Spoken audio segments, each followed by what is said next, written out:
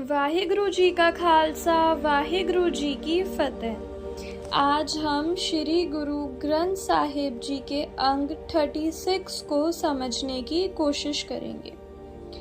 आज की भागदौड़ भरी जिंदगी में हम सब एक ही चीज ढूंढ रहे हैं, सुकून, इनर पीस। पर जितना हम सुकून के पीछे भागते हैं, ये उतना ही हमसे दूर चला जाता है। क्यों? क्योंकि हम सुकून को गलत जगह ढूंढ रहे हैं। आज से लगभग 500 साल पहले श्री गुरु ग्रंथ साहिब जी में तीसरे गुरु अमरदास जी ने हमें एक ऐसी गाइड बुक दी थी जो हमारे मन की इस भटकनी को हमेशा के लिए खत्म कर सकती है। आज के इस लेक्चर में हम गुरु साहिब के एक बहुत ही प्यारे शब्द की गहराई में उतरेंगे और समझेंगे कि कैसे हम अपनी डेली एंजाइटी, ईगो और स्ट्रेस से मुक्त हो सकते हैं। गुरु साहिब शुरुआत करते हैं एक बहुत बड़े सच से। सब किछ सुनदा वेखदा क्यों मुकर पया जाए। हम इंसान दुनिया के सामने तो बड़े अच्छे बनते हैं, पर अकेले में हमारे विचार और कर्म बदल जाते हैं। गुरुजी कहते हैं कि वो वाहिगुरु, वो सुप्रीम एनर्जी हमारे हर एक कर्म को देख रही है और हर एक सच को सुन रही है। जब सब कुछ उसके सामने क्रिस्टल क्लियर है, तो हम अपनी गलतियों से कैसे मुकर सकते हैं? जो लोग इस सच को भूल जाते हैं, उनका क्या होता है? पापो पाप कमाव दे, पापे पचे पचाए। वो लगातार गलत रास्ते पर चलते जाते हैं और उनकी अपनी ही बुराइयां, उनकी ही नेगेटिविटी उन्हें अंदर ही अंदर आग की तरह जलाती रहती है। उन्हें लगता है गॉड दिखाई नहीं दे रहा, तो उन्हें कोई देख नहीं रहा। सो प्रभ नदर न आवई, मनमुख बूझ ना पाई। यहाँ वर्ड आता है मनमुख, यानी वो इंसान जो अपने ईगो, अपने भटकते हुए मन के पीछे चलता है।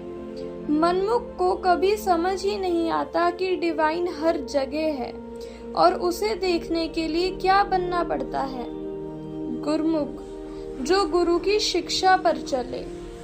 अब सवाल ये आता है कि हमारे दुखों की सबसे बड़ी जद, रूट कॉज क्या है?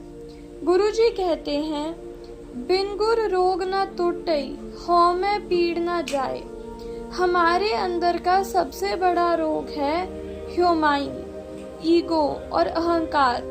मैं सब कुछ हूँ, मेरा क्या फायदा?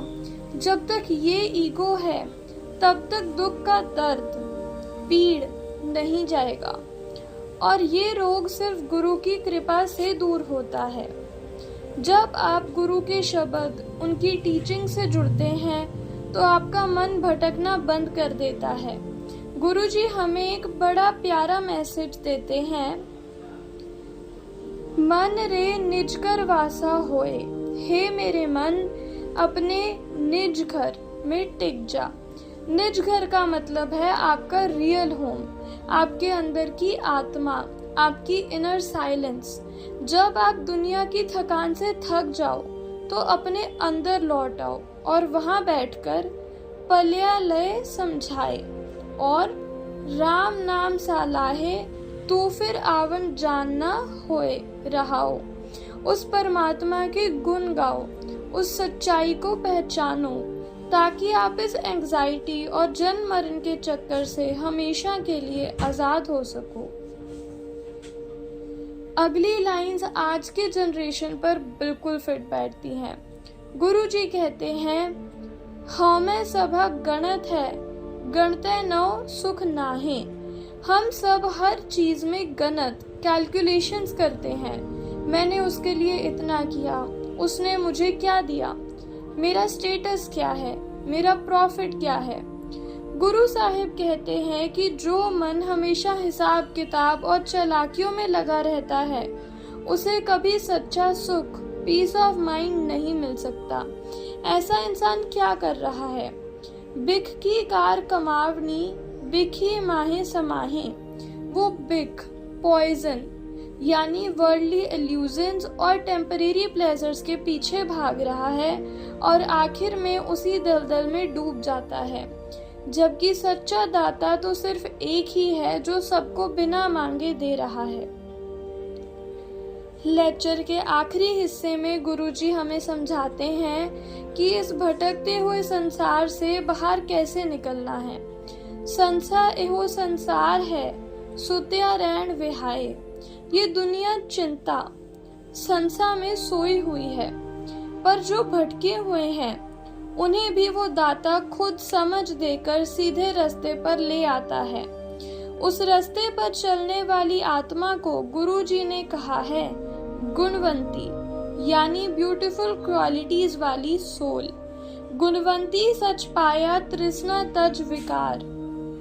एक गुणवंती सोल तब बनती है जब वो अपने अंदर की तृष्णा, अनएंडिंग डिजायर्स और ग्रीड और सारे विकार, बुरी आदतें को त्याग देती है। और जब ऐसा होता है तो लाइफ में क्या बदलाव आता है? गुर शब्दी मन रंग्या, रसना प्रेम प्यार। उसका मन परमात्मा की भक्ति के रंग में पूरी तरह रंग जाता है और उसकी रसना जुबान पर हमेशा सबके लिए सच्चा प्रेम और प्यार झलकता है। गुरु अमरदास जी के इस पूरे शब्द से हमें 3 बड़ी बातें सीखने को मिलती हैं। पहली, हम अकेले नहीं हैं, गॉड हमारे हर कर्म को देख रहे हैं, इसीलिए हमेशा सच के रास्ते पर चलें। दूसरी, लाइफ में ज़्यादा ओवर कैलकुलेशंस और ईगो ह्यूमाई छोड़कर सहज पीस में जीना सीखें। तीसरी, अपने अंदर गुणवंती वाले गुण लेकर आएं, सबसे प्यार से बोलें और उस अनंत शब्द से जुड़ें। वाहिगुरु जी का खालसा, वाहिगुरु जी की फतेह।